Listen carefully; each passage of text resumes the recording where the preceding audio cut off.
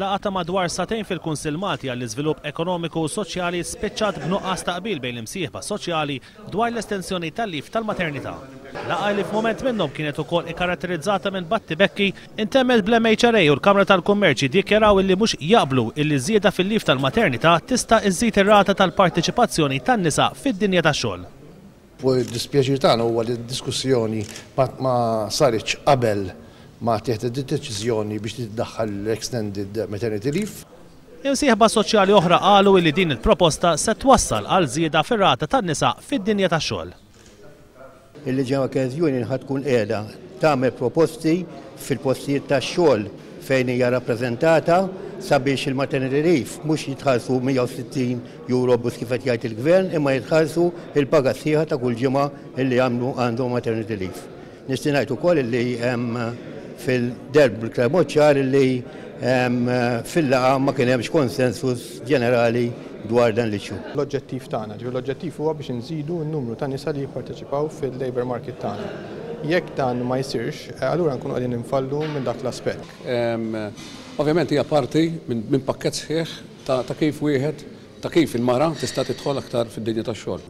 Ovvjament satejn il-ħafna nisa self-employed ma nħossux li għandha tagħmel differenza kbira għal min iħaddem hija negliġibbli. Kien il-Gvern li fil-budget li għadda tefa' l-miżura ta' żieda fil-lif tal-maternità f'ħoġor l-MCESD meta kien jaf illi ma hemmx qbil.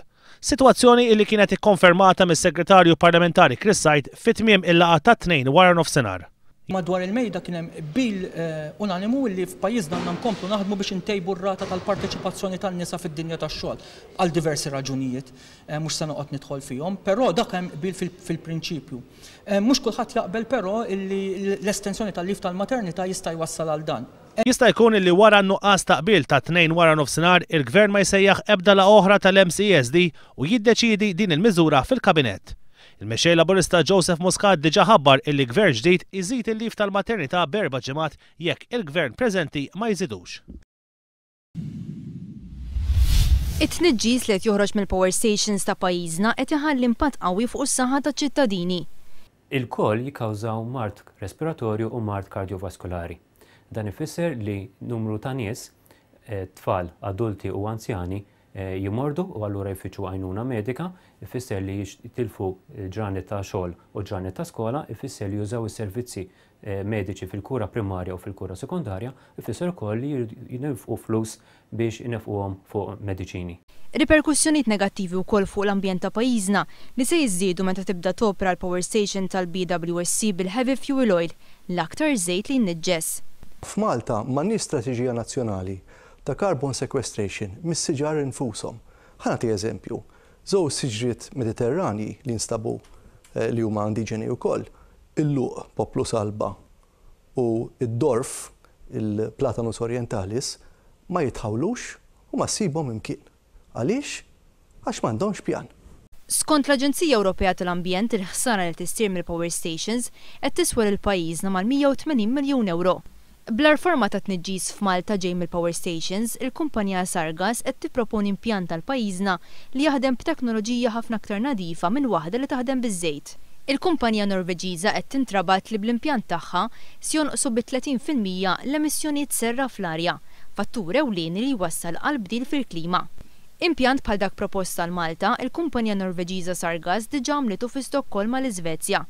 Skont ir-rapport tal-Aġenzija Ewropea tal-Ambjent, l-ispiża tal-Iżvezja relatata ma' ħsara li ssir mill-power stations fuq saħħet il-bniedem u l-ambjent hija ħafna nqas minn dik li għandu pajjiżna.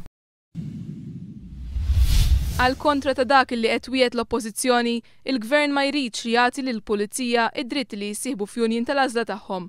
F'konferenza tal-aħbarijiet dwar l-emendi fil-Kodiċi Kriminali, il-Ministru Karmif Sudbonnici qal li dan id-dritt ser ikun ristret biss għall-Assoċjazzjoni tal-Pulizija li jsir House Union. Il-Ministru Karmif Sudbonnici jikkonferma li d-dikjarazzjoni tal-Prim Ministru li l-Pulizija jkollhom id-dritt li jsieħbu f'union hija waħda limitata u ristretta biss għal fatt li l-Pulizija mhux se jkollhom id-dritt li jażlu huma li ma' union jixtiequ jissieħbu fiha. Skont il-Ministru Mifsud Bonnici l-Assoċjazzjoni tal-Pulizija tkun tista' tinbidel f'union wara li din tirreġistra taħt l-att dwar l-impjiegi u relazzjonijiet industrijali. Karozza tal-linja tal-Arriva wafqet bla diesel bil-konsegwenza li jinħoloq kaos ħieħ fit-traffiku. Il-bieraħ għal-ħabta ta' 6:45 filgħodu, il-Pulizija ta' Traffiku kienu msejħa ftit l-isfel mill-kumpless tal-1 fil-Marsa għaliex f'nofs it-triq kien hemm karozza tal-linja wieqfa. Il-ħaddiema tal-Arriva waslu fuq il-post aktar minn sija wara u bil-jerrycans mimlijin diesel ippruvaw jimlew it-tank. Iżda dan l-ammont ta' diesel ma kienx biżejjed u għalhekk tal-linja ġiet irmunkata lejn il-garaxx tal-kumpanija f'Ħalluqa. Baqa' ma tlestix ix-xogħol fit-triq prinċipali ta' Bormla li suppost kellu jkun lest sal-aħħar ta' Ottubru.